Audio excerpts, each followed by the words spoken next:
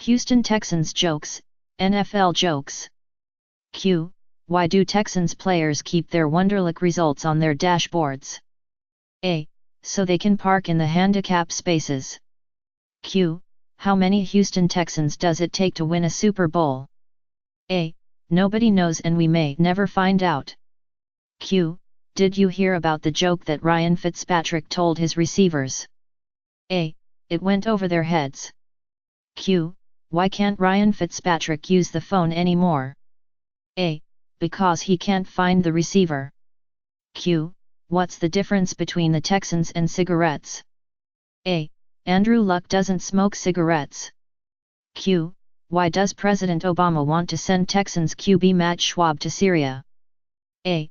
The CIA are convinced Matt is the only American who can overthrow Bashar Assad. Q. What do you call a Houston Texan with a Super Bowl ring? A. A thief. Q.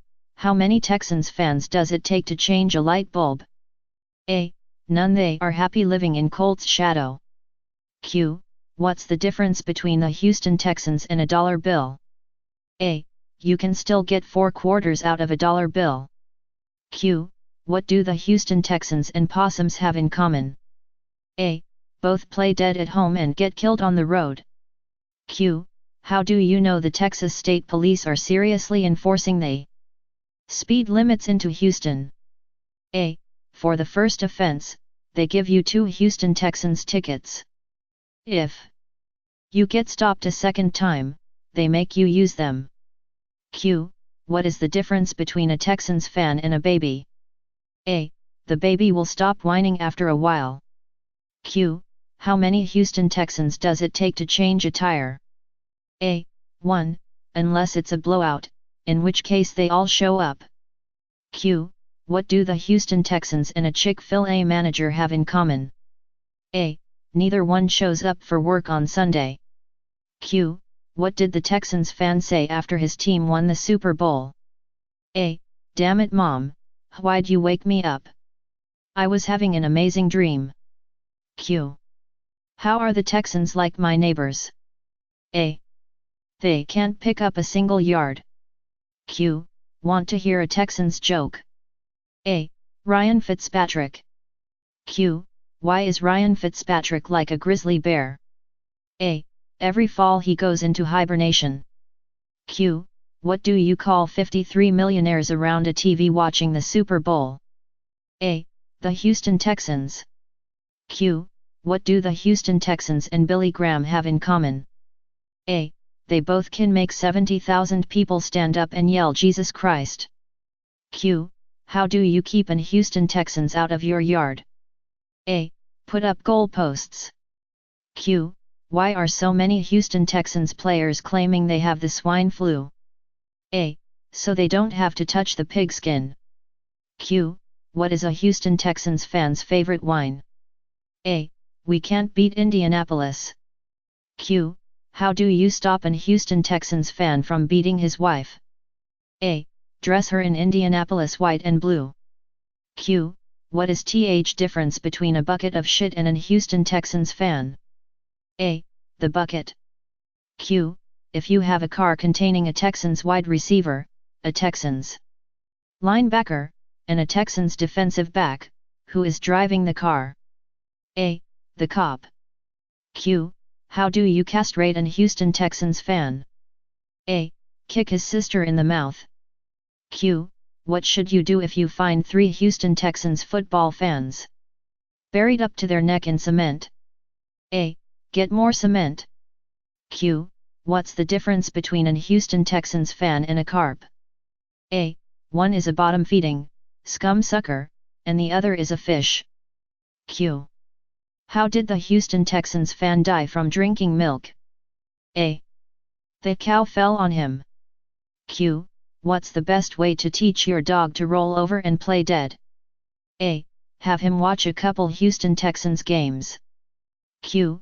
What does an Houston Texans fan do when his team has won the Super Bowl? A. He turns off the PlayStation 3. Q. What do you call an Houston Texan in the Super Bowl? A. A referee. Q. Did you hear about the blonde burglar? A. He broke into the Houston Texans trophy room. Q. Did you hear that Houston's football team doesn't have a website? A. They can't string 3 Ws together. Q. How many Houston Texans fans does it take to change a light bulb? A. None. Lava lamps don't burn out, man. Q. What does a Houston Texans fan and a bottle of beer have in common? A. They're both empty from the neck up. Q. Why do Houston Texans fans keep their season tickets on their dashboards? A. So they can park in handicap spaces. Q. How do the Texans spend the first week of training camp? A. Studying the Miranda rights. Q. How do you keep a Texans fan from masturbating? A. You paint his dick New Orleans gold and he won't beat it for 4 years. Q. Why do the Houston Texans want to change their name to the Atlanta Tampons? A. Because they are only good for 1 period and do not have a second string. Q. What's the difference between the Houston Texans and the Taliban? A. The Taliban has a running game. Q. Where do you go in Houston in case of a tornado? A. Reliance Stadium, they never get a touchdown there. Q. Why do ducks fly over Reliance Stadium upside down? A. There's nothing worth craping on. Q. Why doesn't El Paso have a professional football team? A. Because then Houston would want one. Q. Why are Houston Texans jokes getting dumb and dumber? A. Because Texans fans have started to make them up themselves. Q. What's the difference between Houston Texans fans and mosquitoes? A. Mosquitoes are only annoying in the summer. Did you hear that Reliance Stadium had to be resodded?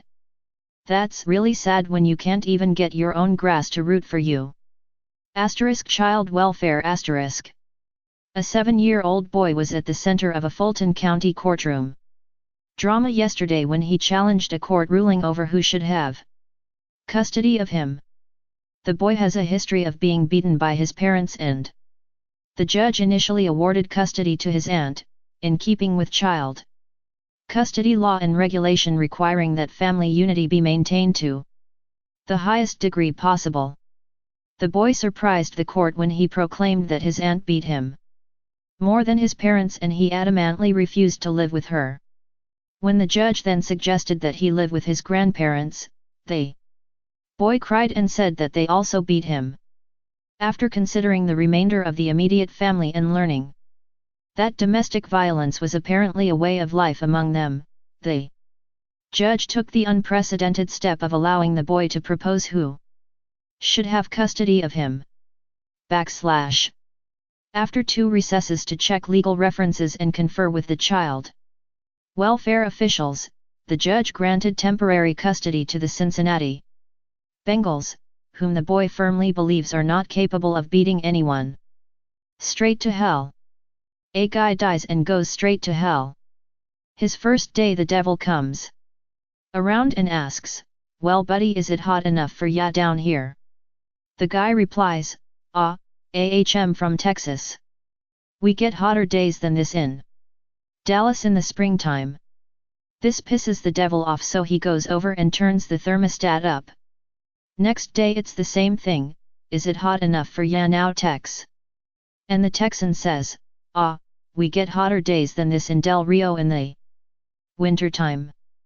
Pissed off again, the devil turns up the thermostat some more. So it goes day after day. The devil asks if it's hot enough for the Texan. The Texan names another Texas city that's hotter than hell, and the devil turns up the temperature some more. After a while the fires are really roarin', the smoke is blowin', and the brimstone is boilin'. One Sunday morning the devil asks again how Tex likes the weather. Tex says, "The smoke and the fire don't bother me. I used to live over on the east side of Houston by an oil refinery. And the stink ain't no problem. When the wind blew in from Pasadena, it was a lot worse than down here. So if ya could just get the temperature up a little higher, raise the humidity up to 100%, throw in a hurricane and a storm surge. And half a dozen tornadoes and 57 trillion mosquitoes as big as Turkey. Buzzards, why, I think I could be as comfortable here as I was back home in Houston. That really pissed the devil off and he went to turn the thermostat up again. But, it was already all the way up, and heat didn't seem to bother Tex anyway. There was only one thing to do, he turned the thermostat all the way down. The temperature started falling like a stone. By evening it was cold. So he went to see the Houstonian. The guy was obviously miserable, coated in ice, blue and shivering, with ice hanging from his ears.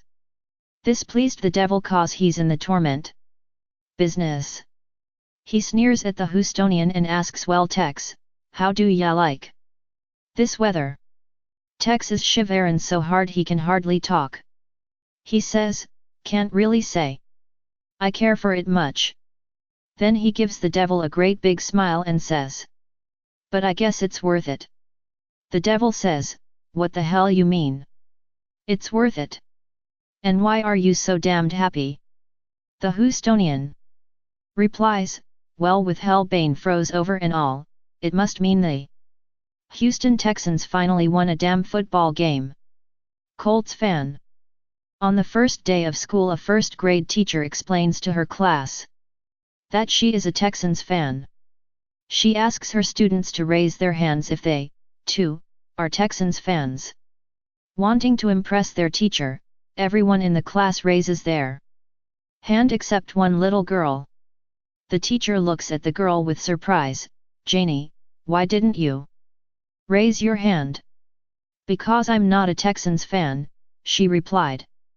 The teacher, still shocked, asked, well, if you are not a Texans fan, then who are you a fan of? I am a Colts fan, and proud of it, Janie replied. The teacher could not believe her ears. Janie, please tell us why you are a Colts fan. Because my mom is a Colts fan, and my dad is Colts fan, so I'm a Colts fan too. Well, said the teacher in a obviously annoyed tone, that is no reason for you to be a Colts fan. You don't have to be just like your parents all of the time. What if your mom was an idiot and your dad was a moron? What would you be then? Then, Janie smiled, I'd be a Texans fan. 4 football fans. A Redskins fan, an Eagles fan, a Texans fan, and a Colts fan are climbing a mountain and arguing about who loves his team more. The Redskins fan insists he is the most loyal. This is for the Redskins, he yells, and jumps off the side of the mountain. Not to be outdone, the Eagles fan shouts, this is for the Eagles, and throws himself off the mountain. The Colts fan is next to profess his love for his team. He yells, this is for everyone, and pushes the Texans fan off the mountain.